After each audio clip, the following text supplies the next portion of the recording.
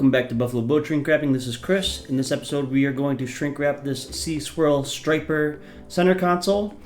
The first thing we do is bring out those jack stands because we know we're going to get this framed up super quick.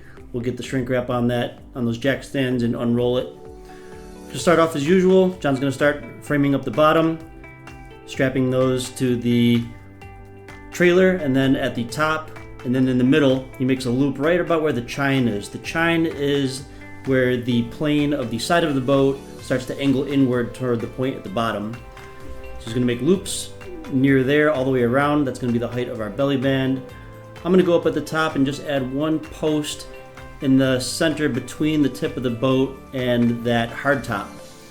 So I get my height somewhere in the middle there, saw it off so I don't get sawdust inside the boat, pop on that post cap, and then I'll get that strap down. First strap is just going to be kind of loose, get it centered about where I want it, and get through this pretty quick.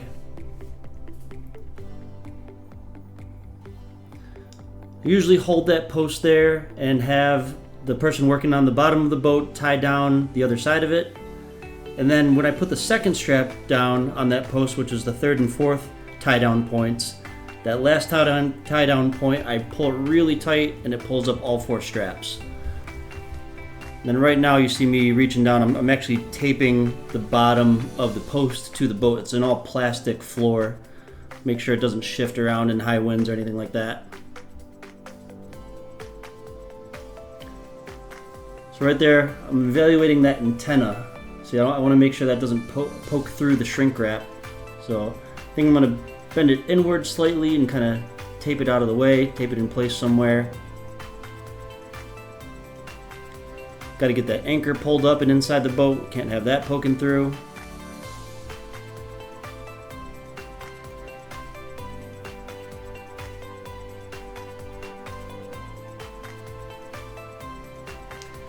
So now we're going to start that center line. We're going to go right from the tip all the way in the front. I'm going to just lay it across the top of that clover post cap. That doesn't get tied because I don't want that pulling on any of the straps and loosening them in any direction. So that just glides across the top of the post cap, over the top of the hardtop center console, and then that's going to tie down over that outboard motor. So I have a loop around that outboard motor and I tie the center strap to that, pull that tight.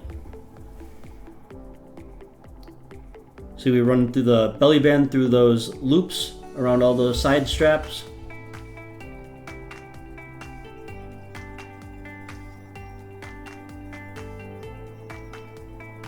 I'm just going to add some cardboard, tape those over those fishing pole holders on the corners to make sure those don't poke through the shrink wrap after we pull it over.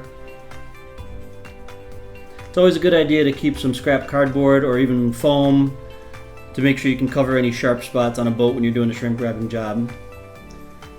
So I'm just adding two more straps in the corner. And the purpose of that is so that there's not a giant concave when we pull the shrink wrap over. We want to make sure it lays flat on those strappings in the corner. If you can avoid a big concave, anything that's going to make the shrink wrap flap in the wind, we want the whole thing to be as tight as possible. So here we're getting a measurement for how wide of shrink wrap we need to, just to make sure that we brought the right width roll. We might have brought a couple rolls on this one.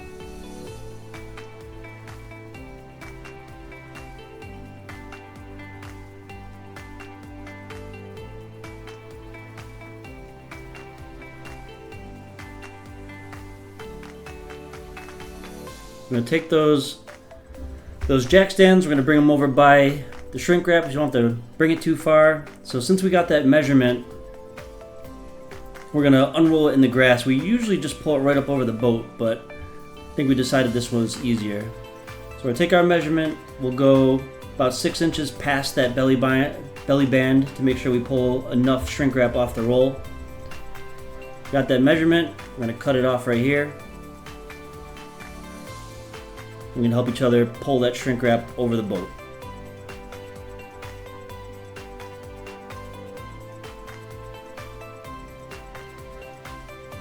So it might not look like it, but that 5 foot wide roll is gonna unflap to about 36 foot wide. I believe we used 36 wide on this boat.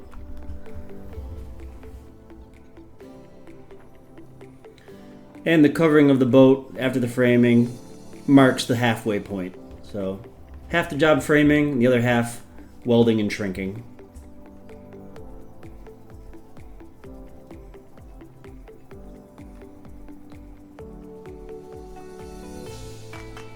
So we get that shrink wrap pulled over, unfolded, then we just have to center it from front to back, left to right. Got to make sure that it's past the belly band on the sides, make sure we got enough on the front, make sure it comes in the back past our belly band. We got some wind going here, so first thing we want to do is make sure we get it tucked on the sides. Especially in the wind, you want to get the sides welded right away. If you get a gust of wind, you could be chasing that shrink wrap down the field or down the road. Ask me how I know. We bunch up all the excess shrink wrap, make a nice clean pleat. So when you're on the front or the back of the boat, you want to try to make those pleats on the side rather than the front or the back because it's going to make it easier to weld. Then after you tuck it behind that belly band, you cut off the excess. So you trim it. You really only need about 5 or 6 inches to fold that over and weld it up.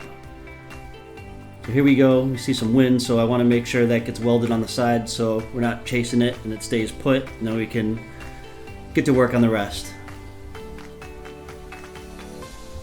So all those scrap pieces that we cut off, we usually ball those up and then weld them, and then we can just put that right in the recycle bin. All those scrap pieces are biodegradable and recyclable. I know at some big marinas where they shrink wrap a ton of boats, they'll actually have a giant dumpster just full of shrink wrap scrap, and big recycling companies will actually buy it. In this case, we just put it in a recycling bin.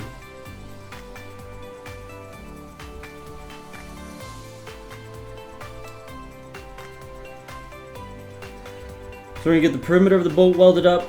I'm gonna reach up and weld those pleats. And before you shrink wrap this boat, we actually get a ladder and weld as high as we can go. You want to do that so that when you're shrinking it with the pole shrink wrapper, those pleats will pull apart. So you want to keep it as tight, that way you don't have to shrink it, because as you shrink the plastic, it gets thinner too. So if you can make it as tight as possible before you shrink wrap it, then you don't have to put as much heat and the shrink wrap will stay thicker.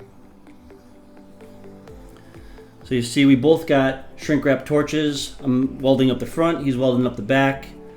I'm actually going to run out of battery on my camera here, so you're not going to see me put the extension pole to shrink wrap the rest, but this is the bulk of the work. So after you get the perimeter and the pleats welded, you just pop up on that extension pole, shrink it up, clean up, and that's the rest of the job.